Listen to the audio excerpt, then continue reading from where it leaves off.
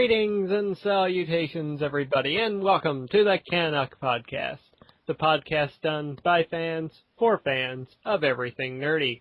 I am your host, Lord X, and I welcome you to episode 13. Joining me once again this week, he is a man who knows pain and gain, but his name is not Dwayne, it's Big Boss. Hello, boys and girls. How are you doing this week, boss? I'm doing fine. How are you? Oh, I'm doing great. Excellent. And we've got quite the big show for everybody this week. We have a ton of news stories to go over. Yeah, we do. And because of that, we're splitting up the podcast to not include the games of May this month. Exactly. You can look forward to seeing that go up probably on the 30th at some point. Excellent. So with that being said, let's dive right into the news. And we've got two quite big news stories to start things off today. The first of which is that Microsoft has finally set a date to reveal their next-gen Xbox, and that announcement is coming on May 21st. Yeah, so we'll finally get to find out what's up their sleeve and if all these rumors we've been hearing are in fact true. I'm just happy that we're finally going to get some concrete details instead of just rumor after rumor after rumor. Yeah, it's been kind of frustrating, especially after Sony unveiled their console with their big conference, the fact that Microsoft basically said nothing. I know. So, this other is than coming, the little rumors, yeah. Yeah, this is coming 3 months after the PlayStation announcement, which is kind of crazy. Yeah. And yet I've heard that they plan to release it around the same time, so... Well, we'll see. Just gotta wait about a month now to know these concrete details. Yeah, well, I guess we can speculate a little bit here of what we might hear from this announcement. I mean, what are we going to see here? Are we going to finally get confirmation on, is it always online connected? Are we going to get to see any games at this event, maybe? Frankly, I would hope so. I mean, Sony came out right at their conference and they said, no, the console is not always going to be online for them, which was a big thing. And then they unveiled a whole slew of games and even talked about upcoming future games that are in development that they can't showcase. So, I mean, like we discussed in our previous podcast there, I mean, Sony had a hell of a conference, really. They did, yeah. And, go on. Oh, I said, in which I really hope Microsoft can do something great as well. As big of a Sony fan as I am, I do want to see something exciting from Microsoft as well. Oh, exactly. I mean, Microsoft, it's in their best interest to bring it, right? And, yeah, I mean, like you said, Sony is my system. I've been a PlayStation guy since I got a PlayStation, and I've always preferred the PlayStation over the other systems. However, that doesn't mean I want to see Nintendo or Xbox or Microsoft fail. Frankly, I hope all the consoles do well, and we get to see great games coming up for every console. I don't want to see whatever this one is called, the 720 or the Durango or whatever. I don't want to see it fail. I want to see it do well, and I hope that they have a good announcement and that we find out some good details. Yep. And as you mentioned, Nintendo, you've got our next news story here. I do. This one is not quite as good an announcement as Microsoft made, but apparently Nintendo has announced that this year they will not be at the E3 press conference. What? Yeah, apparently considering they've been doing all these Nintendo Directs, they decided that they will not be at the E3 press conference. Instead, they'll be doing their own little Nintendo Direct that same weekend, so, the press and that, they'll get their information, and that'll be about it. But it doesn't have the E3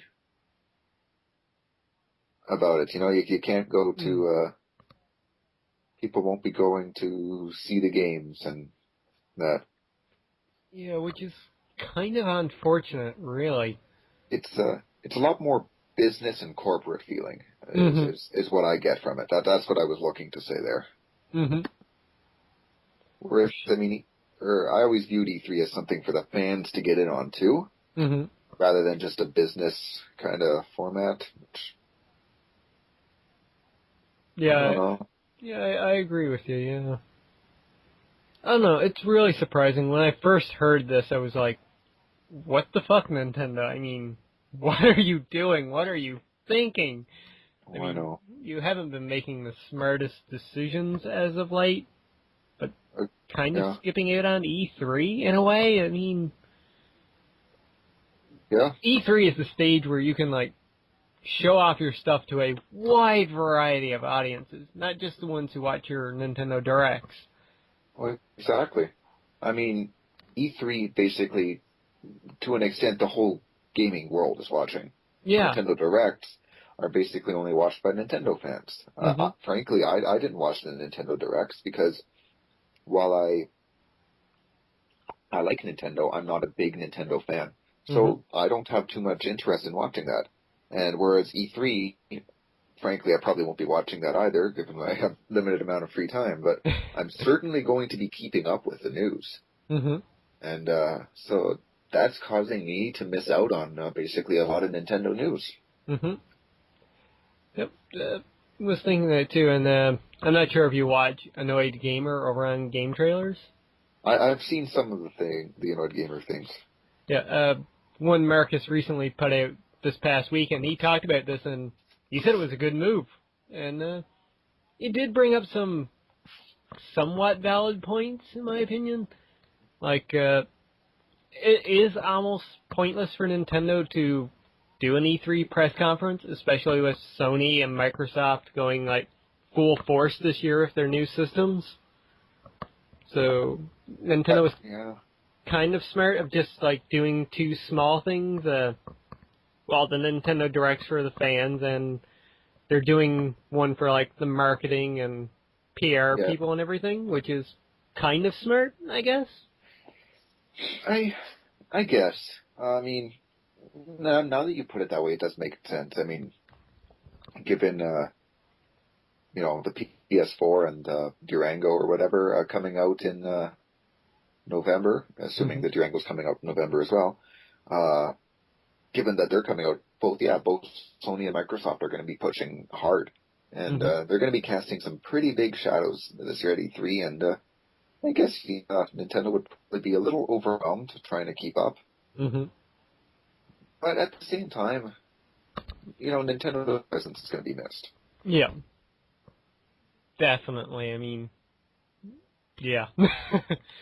It's going to be sad, especially when we're still going to get a Ubisoft and EA press conference. Yeah.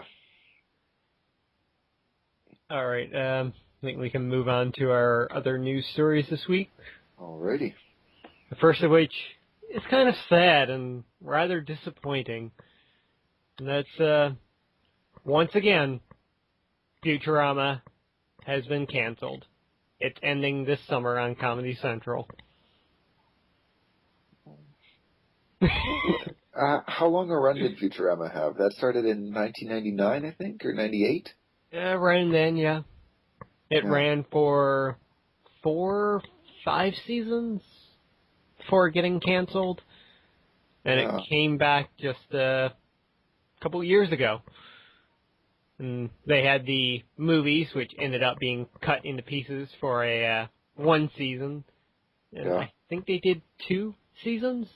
Like the second one now, like, wrapping things up. Okay.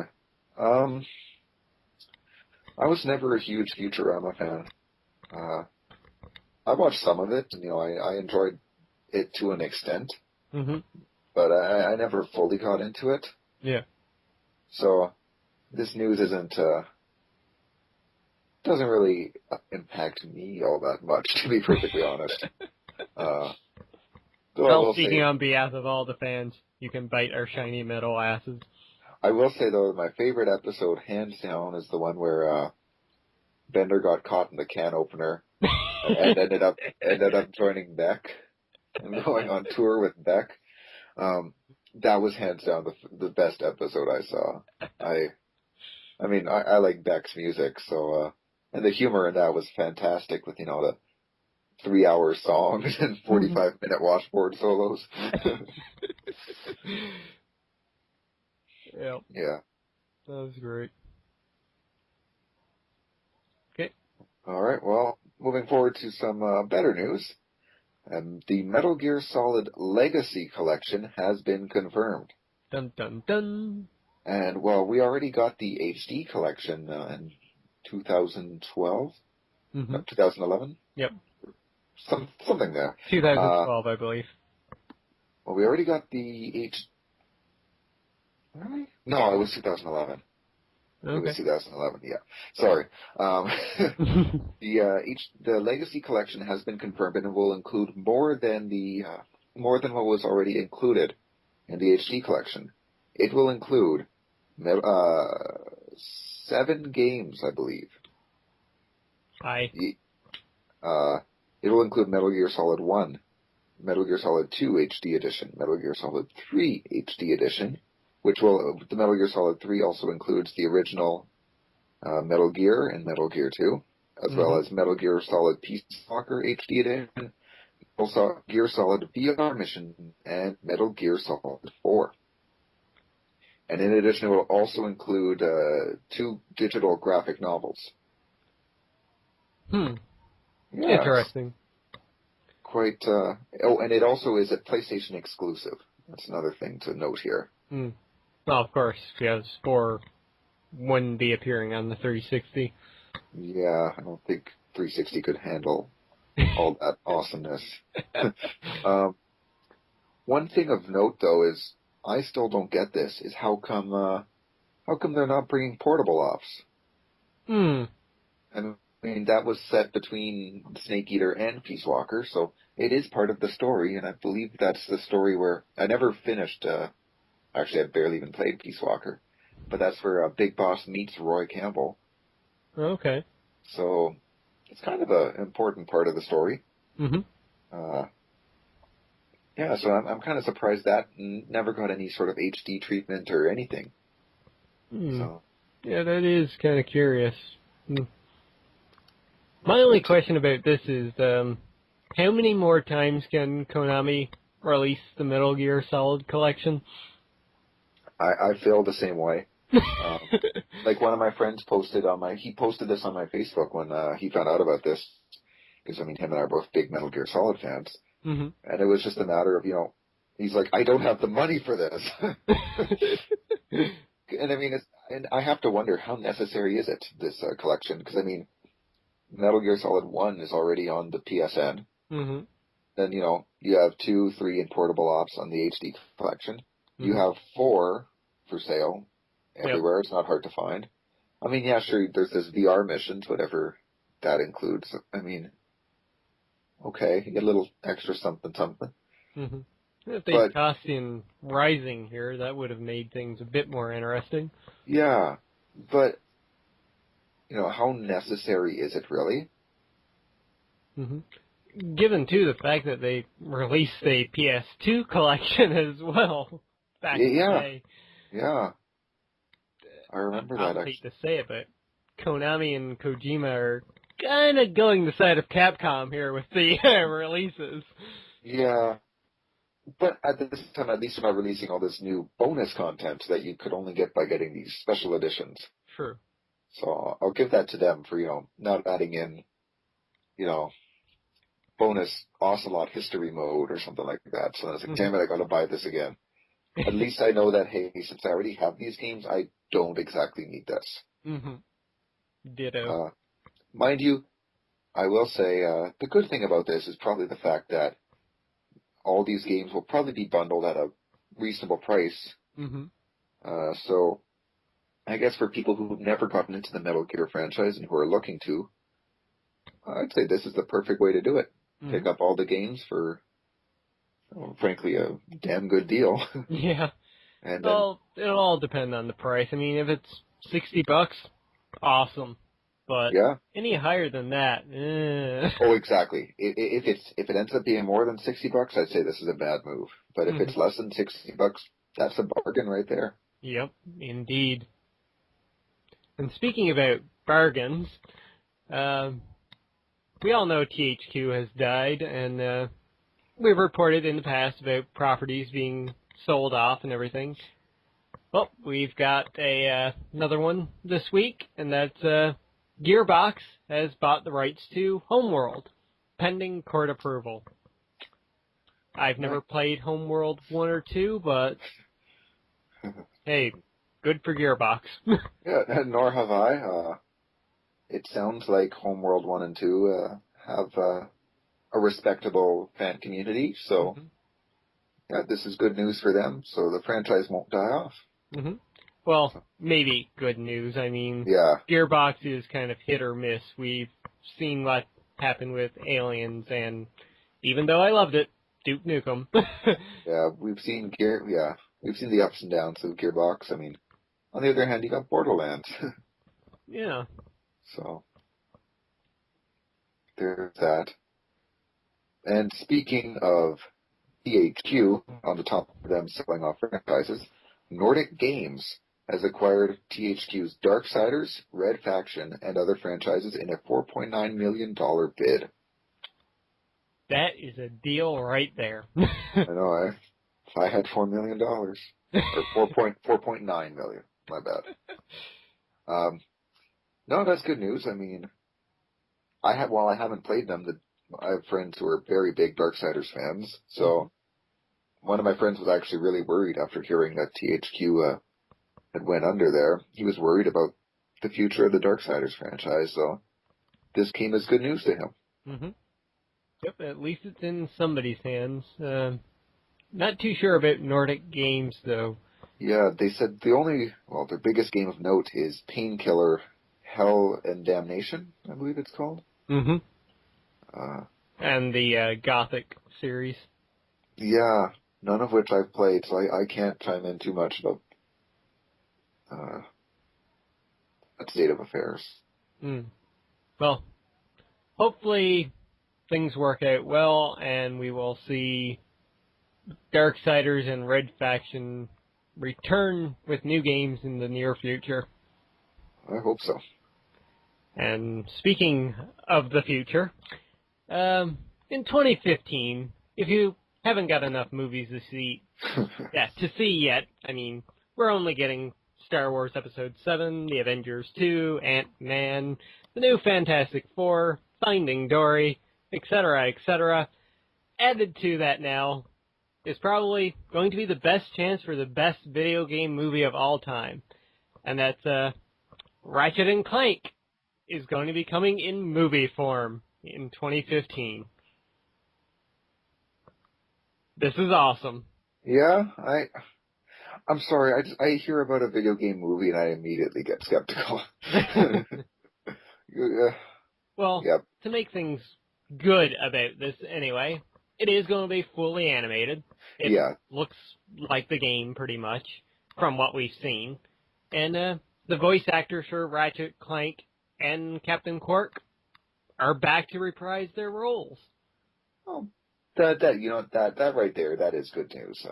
That already puts it ahead of probably most video game movies. And the fact that, well, they're keeping it looking like the game, which is good. Keep that style, and the fact that the characters are the same, that should be good. And you can tell that. Or go on. Oh, I was going to say, and choosing any video game to turn into a movie, Ratchet & Clank's is the perfect one, because, I mean, that can appeal to anybody. Yeah. I would say Uncharted's the perfect one, but Uncharted is a movie. But, and the other good thing is the fact that they're keeping the cast the same, it shows that they want to keep the same feel. They're not trying to do their interpretation of the Ratchet & Clank universe or whatever. They're doing the Ratchet & Clank universe, which I think, as a perfect example of a video game movie being wrong, Max Payne. yeah, it's like this was some guy's interpretation of Max Payne, not Max Payne itself. Yeah. So that should be relatively authentic, I hope. Mm-hmm. Yep. And the fact that it's not coming out till 2015 is a good thing, too, because we know now that a lot of work is going to be put into this movie. Yeah, if they said it was coming out, in December, I'd be worried. Yeah. And on the subject of movies in the works, there is a Heavenly Sword movie that is being in the works. Yep, it's going to be a direct-to-DVD one. Okay. Well, don't get your hopes up, ladies and gentlemen. Well, it's going to be from the same studio that's giving us the Ratchet and Clank movie. Oh. Okay. I believe it's in the article there. I can't exactly remember at the moment, but I believe so. It's going to be animated too, so. Okay, that's. Okay, sorry, no, I just read the title and forgive me for not reading the article. I don't know. I think this could be good. Just going with Ratchet and Clank 2 movies, this could be a great way to revitalize both franchises. Yeah. No, I thought it was going to be a live-action movie, and, I thought we'd see something along the line of Blood Rain, especially after hearing that it was going straight to DVD. I'm like, well, there's a failure. But no, if it's going to be animated as well, I mean, I think that's cool. They can do more with it, I think. Mm-hmm. You don't have to worry as much about the action effects looking cheesy. Yeah. All right. Moving on to our next story here. There's not much of we won't cover too much on this, but I saw it and I thought, hey, this is quite funny. So this is our amusing news of the week. And to put things, I'll just read the title because I really don't know how. Oh my God, I can't speak right now. How else to explain this? Man charged with trafficking 55 pounds of marijuana with a Pac-Man cabinet. Yep.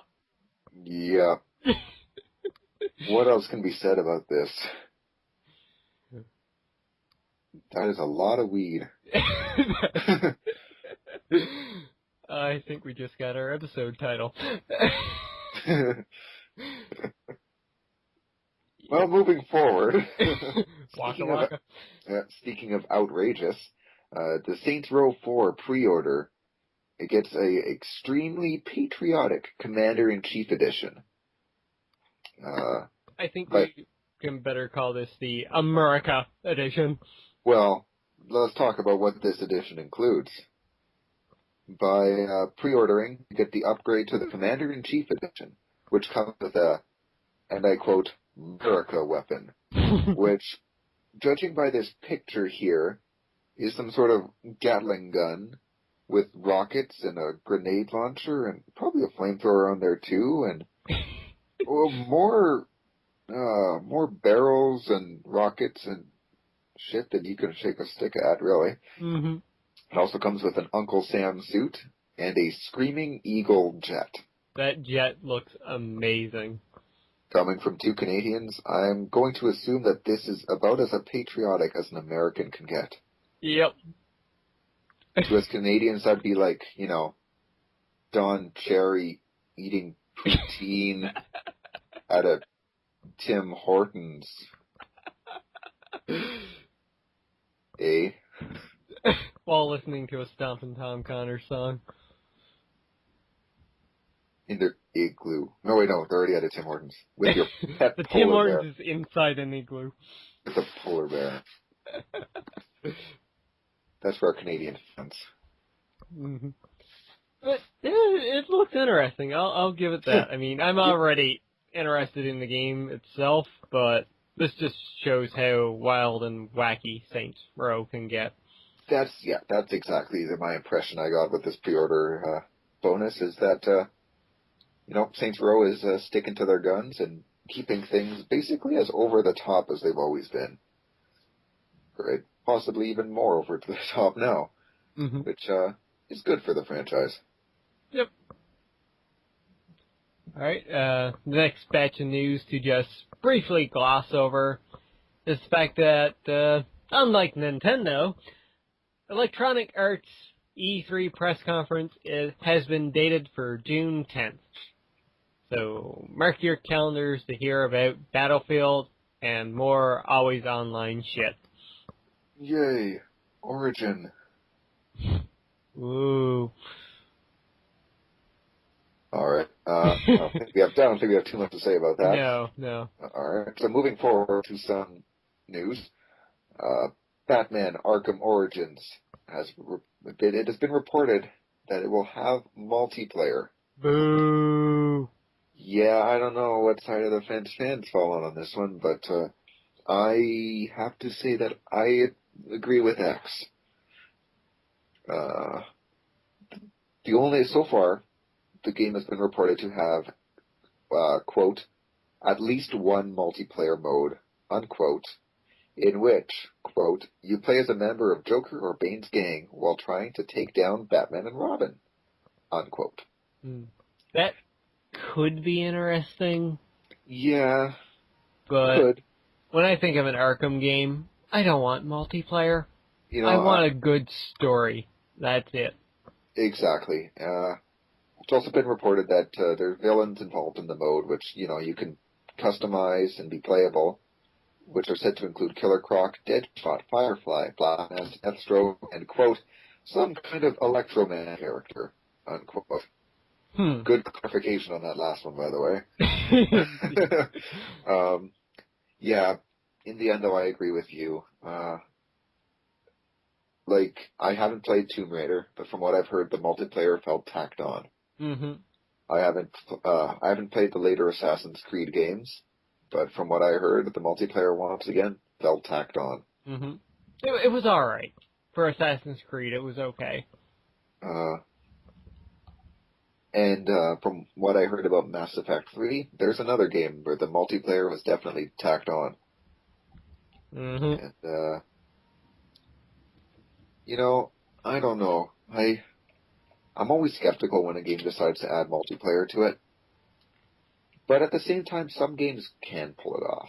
Mm-hmm. Uncharted, for example. That's the exact one I was thinking of. I was very skeptical when I found out that Among Thieves would have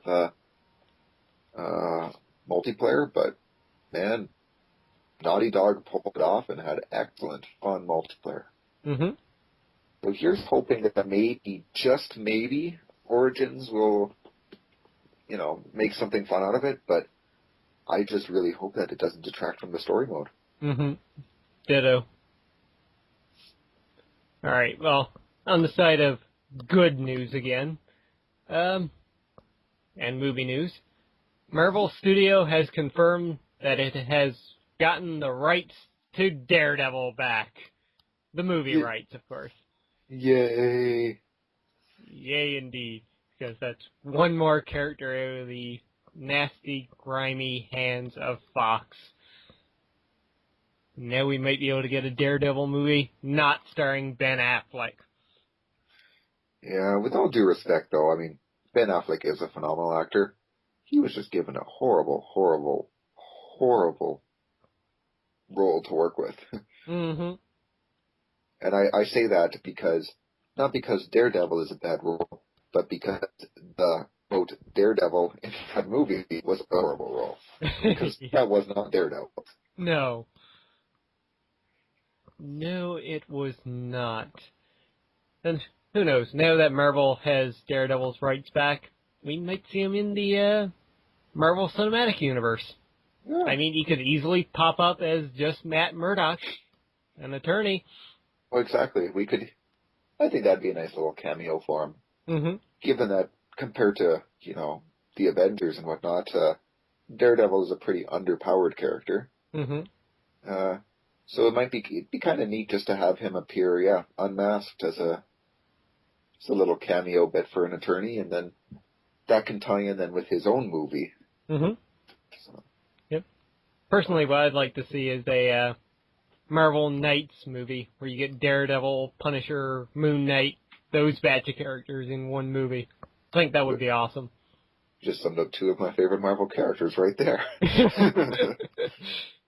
Yeah, I mean, Daredevil is my personal favorite Marvel character, so this is good news for me, and yeah, I hope we get to see him on the big screen again. Mm-hmm. But this time, done well. And, Indeed. Yeah, and then, but like you said, even branching him into the whole universe would be awesome. Mm-hmm. So, well, here's a quick story, nothing too long. Question: Is the Order 1886 the next PlayStation exclusive? Dun dun dun. Something to ponder. Well, let me dig up the article here. Okie dokie.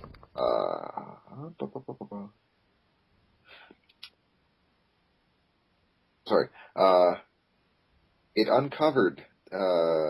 was uncovered that there was an application for a game called The Order 1886, which was registered as computer game software, video game software. But yeah, we don't know too much about it. No real other information. Mm-hmm. For now, it's up in the air of what or what not it could be. We don't even know what studio has it, so. Yeah. Well, on the side of stuff that we do know now, Bryan Singer, who's doing Days of Future Past, he's been tweeting out stuff ever since starting filming the movie. This past week, he tweeted out a Vine video. It showed chairs of the cast, and specifically on each chair was character names. You know, Blink was there, and Professor X, and Magneto, among a couple others, I believe. But there were two new characters on two of the chairs as well. And who are they? Well, they are Bishop and Warpath. Nice. Yeah, I like this. I mean, Bishop, he makes sense for Days of Future Past, definitely. Yeah, definitely. Now it's just a question of, will we get Cable in this movie too? I hope so. Yeah. The more I hear about this, the more I'm looking forward to Days of Future Past. Mm-hmm. I'm still kind of skeptical, especially with all of these characters into the movie, but still very interested. Yeah. Very looking forward to this. Oh, yeah. Especially with the fact that they have such a longer production time this time around than what First Class did. Yeah. First Class, that was done in just a few months. That said something. And I loved First Class. I thought it was a phenomenal movie. Mm-hmm. So, yeah, hopefully they used that time well, and hopefully all these characters doesn't make things convoluted. Mm-hmm. And no, I got no segue. Oh, I got one. Speaking of long windows of development, Rayman Origins has a release date announced. It will be coming out in Europe on August 30th on the Xbox 360, PS3, and Wii U, and September 3rd in North America. So it was previously given a launch window in September, though now it seems that it will be ready a little bit earlier. Which is great, but I'm sure fans are still pissed off about it. Yeah, I mean, it is great that it finally has a release date, but yeah, they've waited quite a while. At least we had that good news to report previously with that the stuff added in isn't just little bits, so Mm-hmm. there you go. Mark your calendars. And speaking of marking your calendars, if you're one of the probably 2 or 3 people that haven't played Skyrim, well, hold off until June, because releasing in June is the Elder Scrolls V Skyrim Legendary Edition, which is basically the game plus the 3 batches of DLC. Sweet. Mm-hmm. I think everybody saw this coming eventually, a Game of the Year edition, so... Yeah, I mean, well, did that with Oblivion and then with Fallout, so... Mm-hmm. And Fallout New Vegas. Yeah, it was only a matter of time before they did it with Skyrim. Mm-hmm.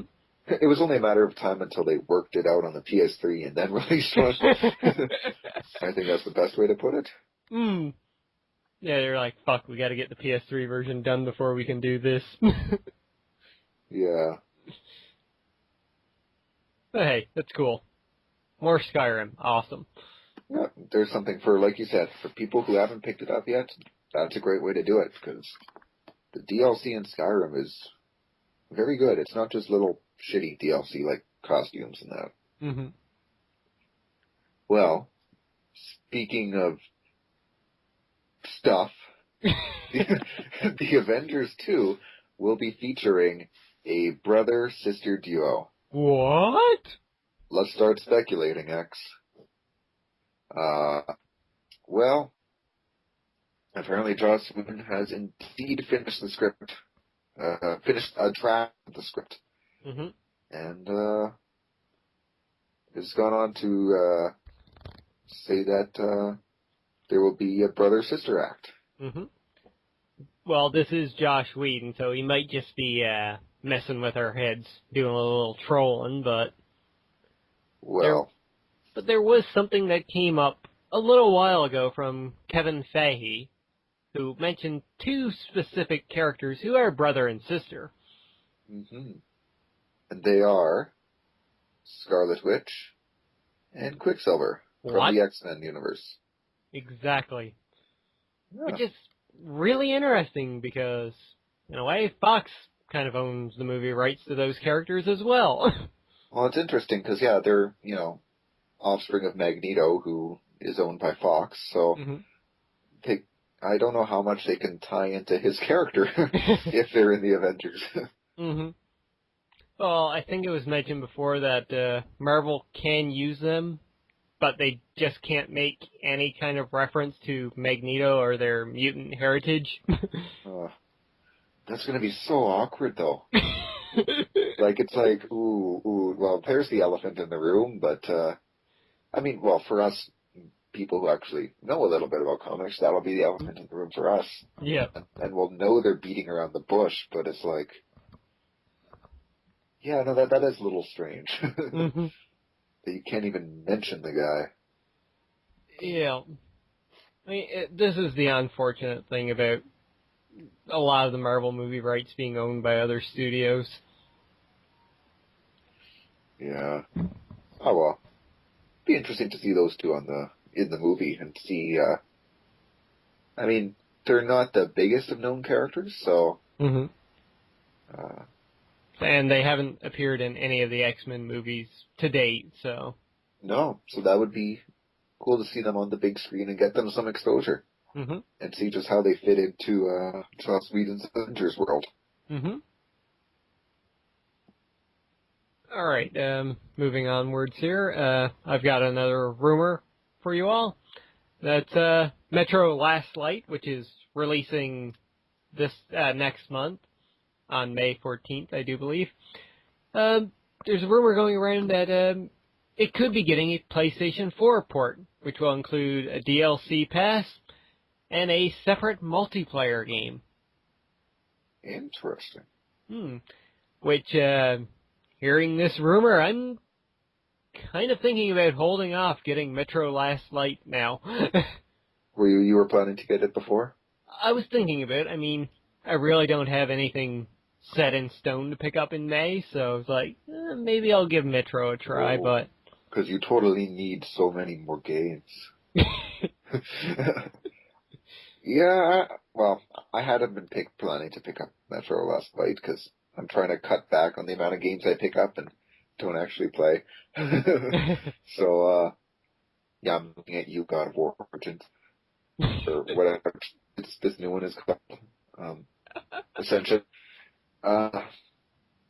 Yeah, if this is indeed coming to PS4, I mean, that could be interesting. Mm-hmm. Well, we can hope. Especially with all this new stuff, all this extra stuff they're including with it, so. Yeah. Well, speaking of something that's been unveiling, well, we talked a bit about the changing of the XCOM FPS. FPS last podcast, and now we have some information for you.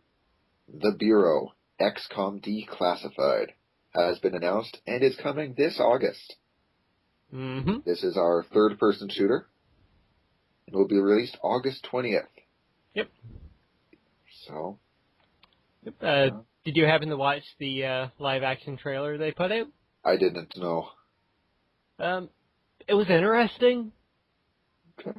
But watching, it was like, okay, I'm kind of intrigued now.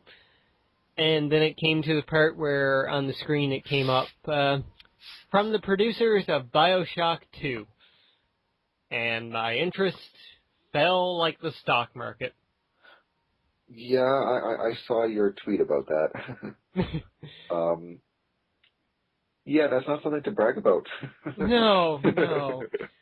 I mean, some people say that BioShock 2 is a good game, but no. Here. How about this? BioShock 2 is a good game, but not compared to BioShock 1. It was just too bloody repetitive, and I don't know, trying too hard. On its, if we hadn't played BioShock 1 before, I think BioShock 2 would have been a good game. But not in comparison to what we already had. And, yeah. It was pretty much like, you like playing as the Big Daddy, or you like the Big Daddies in the first game. No, you get to play as one. Yeah. Okay. Regardless, though, I mean, the game is set in 1962, which came back to our What Happened in 1962 website domain. Yep. So it talks about, the XCOM organization's first encountered with the aliens. So, should be interesting. If they keep the art style that they originally showed, it could be good.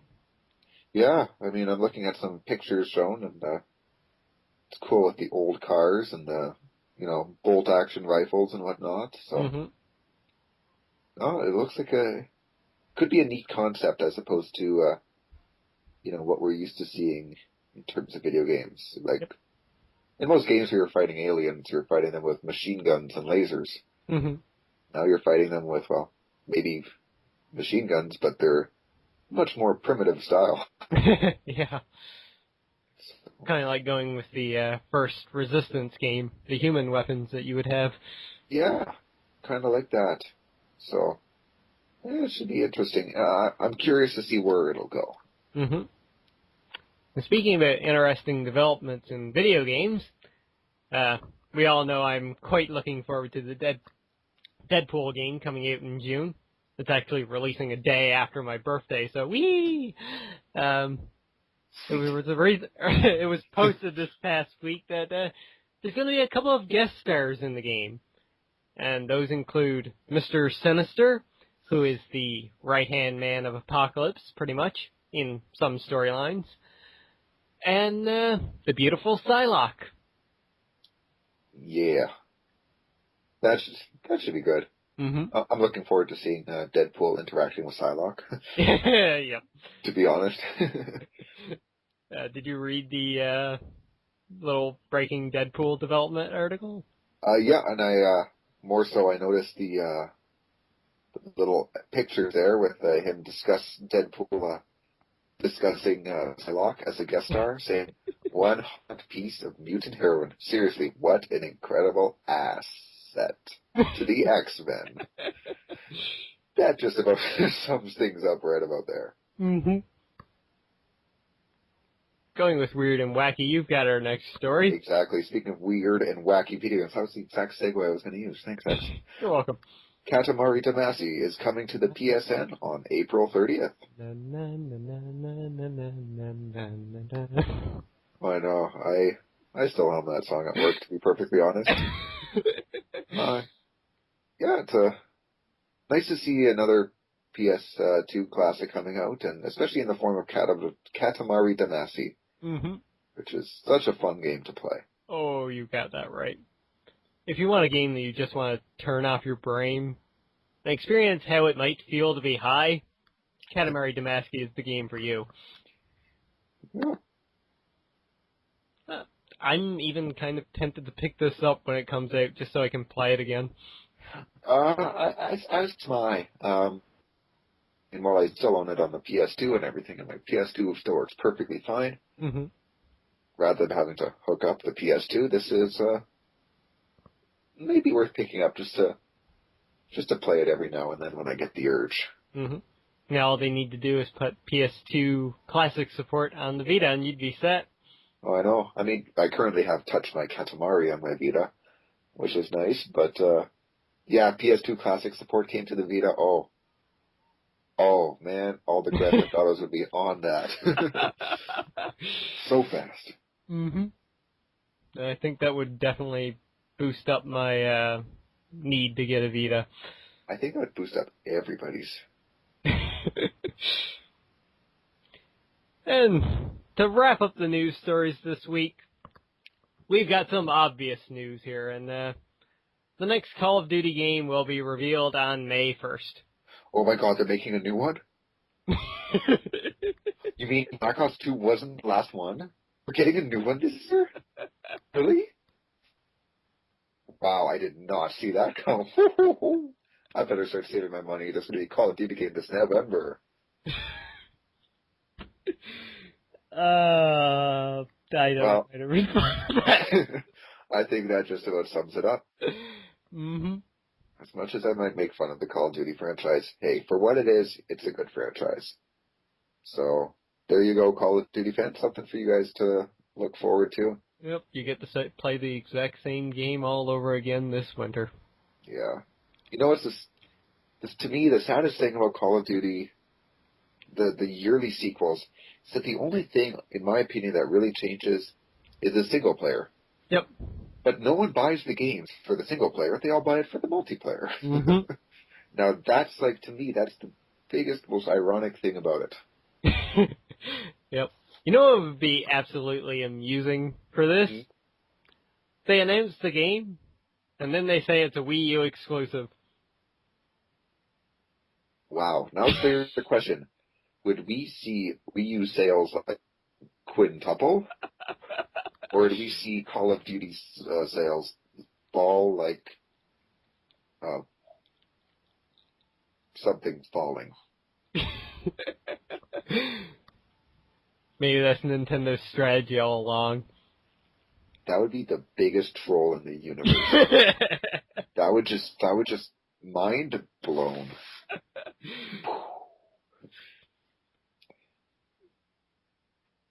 Yet it would be so amazing. Yeah. Well. Alright, so that does it for the news this week. We probably didn't cover everything that was released, so shit for that. Well, that's just the news we've got, so we don't claim to be a fully 100% comprehensive podcast. We just do what we can with what we've got. Indeed. So, do you want to bring in our next section? I suppose I will. Well, during this week, we haven't just been, sitting around with our thumbs up asses. We've been playing stuff, we've been watching stuff, and we've been reading stuff. Well, maybe reading. I don't know. Books are for nerds. Wait, aren't we nerds? Books are for the weak. Books are for smart nerds. All right. Well, I guess I'll kick this off. Say that, let's talk about what we've been playing. This week, I haven't had too much time to play many games, and the time I've had has been spent exclusively with Skyrim. Yeah, for some reason, it got a little cold here. For some reason, when it gets cold here, I want to play Skyrim. And so that happened. I fired it up, completed the College of Winterhold quests, and decided to dive into the Hearthfire DLC. The Minecraft DLC, pretty much. Basically, and I've been building the fuck out of a house. I got the Lakeview Manor, I think it is. That's the first one I did, and so I pimped that out, moved my wife there, and still I'm working on it a bit, on furnishing it all insides, collecting resources and that, so. Nice. And then I started the Thieves Guild quests, so that's about my Skyrim stuff. Cool beans. As for myself, I haven't had a big lot of time playing stuff this week outside of my Let's Plays, but I did start playing Poker Night 2, which was released this past week on the 26th, and I gotta say, the game is so damn hilarious. Yeah? Well, you're sat down playing poker against the likes of Brock Sampson from the Venture Brothers, Claptrap from Borderlands 2, Sam from Sam and Max, and of course, Ash from Evil Dead, Army of Darkness. And you have GLaDOS stealing the cards and talking to you as well. You know what? I only have one word to describe that. Oh. Groovy. Should have saw that coming. Yeah. But yeah, just the interactions and the way they talk to each other and just like shoot the shit, it's really funny. GLaDOS, for example, sometimes when you start a new game, she starts by saying, 80% of you will lose tonight. 100% of you will eventually die. Isn't math fun? That is incredibly morbid. She has a few worse ones, but that was one of the better ones. And of course, every time you, like, make a questionable bet or move, she really lays into you quite a bit. Oh, really? Yep. Or if you lose, she'll call you, like, a moron or something like that. I wouldn't expect anything less, frankly. It was like, I eliminated Claptrap from one game, and he was like, why can't I get cards like that? In which he replied to him, because you are a moron. In which he replied, I would like to get a second opinion on that. Brock Sampson, who's just sitting to his right, turns to him and is like, yeah, it's true, you're a moron. And Claptrap jumps in and goes off to play a few million hands of video poker. But it's great. I mean, each character, too, has a special item that they can put up for grabs on the table. The most notable of those is Claptrap's. He puts up his VGA award for Character of the Year. That's good. That's good. So yeah, overall, great game, having fun with it. Kind of wish there was multiplayer, but once again, it's just a single-player game. Yeah, that would be a good game with multiplayer. Mm-hmm. Which I don't see why not. I mean, just have a person take over the role of a character. That's all you gotta do. Yep. Well, let's move on to our bin-watching section. All right. Well, this week, I've watched a whole buttload of stuff, but I'm just going to talk about two things in particular, and start with the one that X and I don't have in common. And last night I decided to start watching on Netflix the television series Rescue Me, which is about, stars Dennis Leary. Oh, God. It's actually, well, it does certainly have humorous elements, but he's a New York firefighter. Oh, okay. And, it's interesting because he can see, well, he has visions of ghosts, basically, of friends he's lost, fellow firefighters, as well as people he was unable to save. Ooh. So, it's, it seems like a show where it's going to have some pretty dark humor, which is right up my alley. I love dark humor. And, at times it's funny. At times it's pretty dark. So it's definitely an interesting show, and I'm looking forward to watching a lot more of it. I've only watched the first episode so far, so I can't say too much. But yeah. Good. Might have to look into that. Sounds interesting. It's on the American Netflix for any Americans or Canadians with American Netflix, like you. and me. All right. Well, I haven't been watching too much this week. Really haven't had the time. But went out yesterday and saw a movie, and that was Pain and Gain, the new Michael Bay film starring, what's his name? Mark Wahlberg, and Dwayne "The Rock" Johnson. Yeah, my boy Dwayne. Did you watch this one with him, too? Oh, yeah, we were totally there. I would have posted pictures on Twitter, but he asked me not to. So, no pictures of me and The Rock showing at the theaters. I have to say, it was a good movie. This was my other movie I planned to discuss, or my other thing I've been watching, and I went and saw it opening day, because I've been, actually, since I first saw the trailer for this last year, I have been super stoked with this movie, and it's the film of 2013 I've been most looking forward to, believe it or not.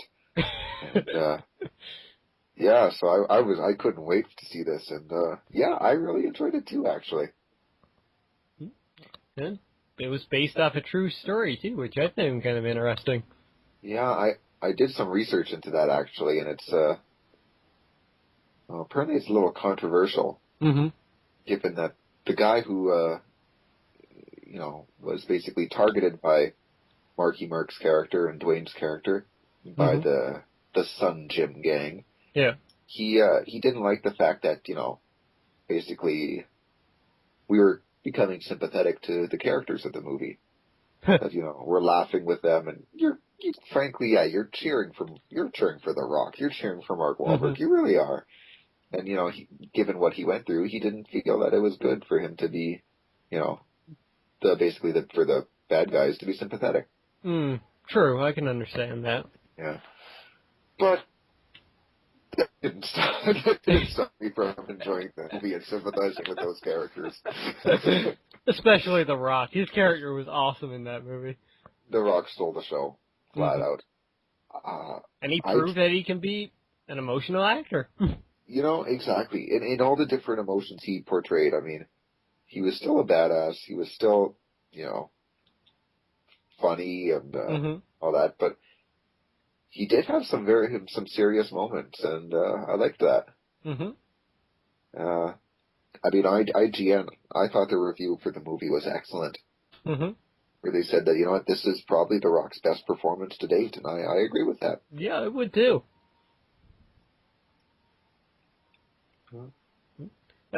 Just before we wrap up this here, the trailers at the beginning of the movie. Not sure, you might have seen the same ones as I did, but Red 2 and The Lone Ranger. I didn't see Red 2 and The Lone Ranger. However, I've seen those trailers previously. Okay. Well, they had 2 new trailers for them. Nice. Yeah, and those 2 movies are looking so goddamn funny right now. Yeah, Red 2 looks a lot like the first one. So, I mean, if you enjoyed the first Red, that's awesome. Yep, and this time it has Anthony Hopkins into it, playing a guy who's been in a mental institution for 30 years. Well, given the already mentally unstable character, well, not really mentally unstable, but the rather silly character played by John Malkovich. Yeah, John Malkovich.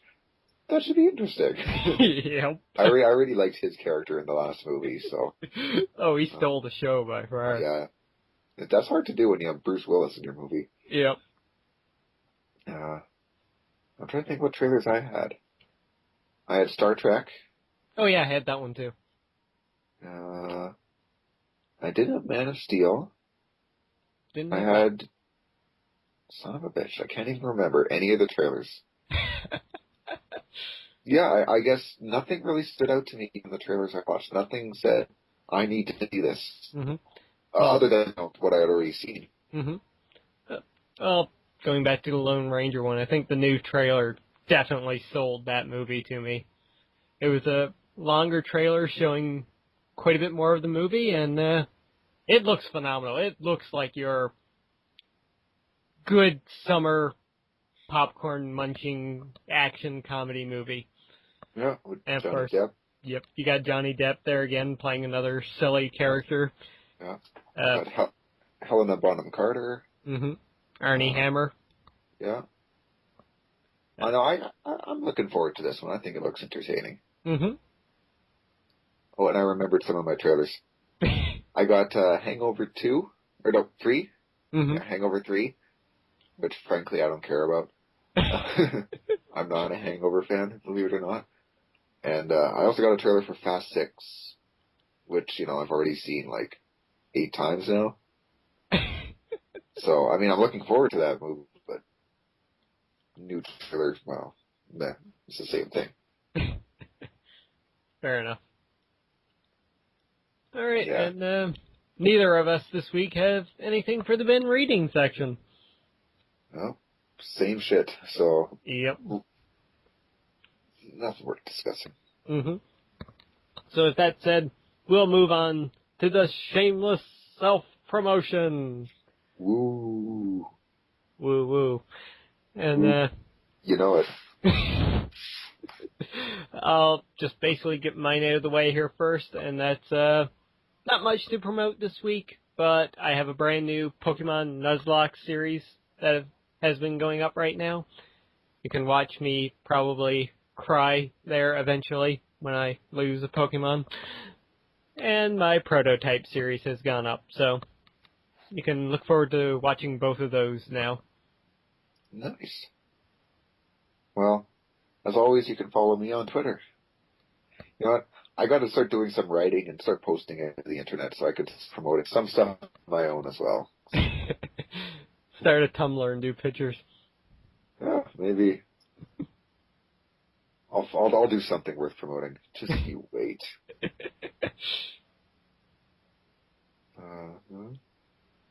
I guess we can mention Jester here as well. I guess we can keep him around. I mean, he is the UK in CanUK.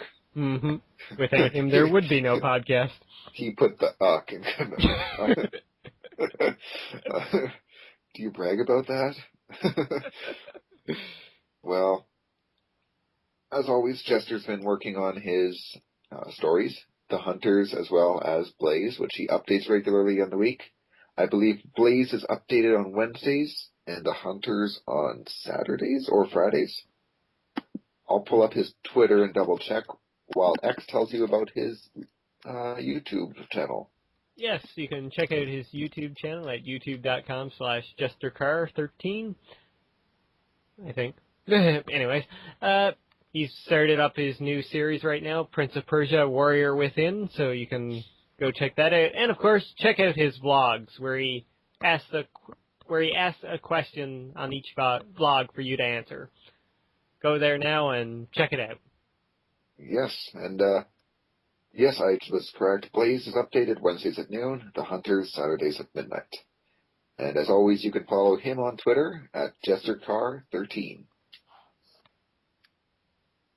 Yep, and that does it for that section. Which leads us to the fact that we, once again, never had anybody asking us a question or comment. So people, get on that! Ask us questions, ask us comments. Win a game! Yes! And I want to up the stakes here even more this week to give more reason for people to ask a question or comment. What is that? Well, along with either Bastion or Killing Floor, which you can win, you can also have the option to select the very first Darksiders game. Oh, no. I've been stating that for a while, but hey, I thought right now, good as time as any. If you want to win the first Darksiders game for Steam, for a Windows copy, just ask us a question or a comment down below. Let Anything. us know. Yep. Ask us some, hey, what did we talk about that you didn't like? Or, what are your thoughts on it? Mm-hmm. What did we miss this week? What do you think of Nintendo not attending E3 this year? Do you think it's a good idea or not? Are you excited about the Bureau? Are you excited for a new Call of Duty? I know I'm not, but maybe you are. And that doesn't make you a bad person if you are. It just means we can't be friends. I'm just kidding. anyone who watches this podcast can be my friend. And with that, Big Boss, would you like to take us out this week? I'll take you and all my friends out. Thanks for watching, boys and girls. We've had a lot of fun recording this podcast for you guys, and we hope that you've enjoyed watching this as well. So remember to leave questions and comments below and get entered for a chance to win a free game. I've been Big Boss, and with me has been Lord X.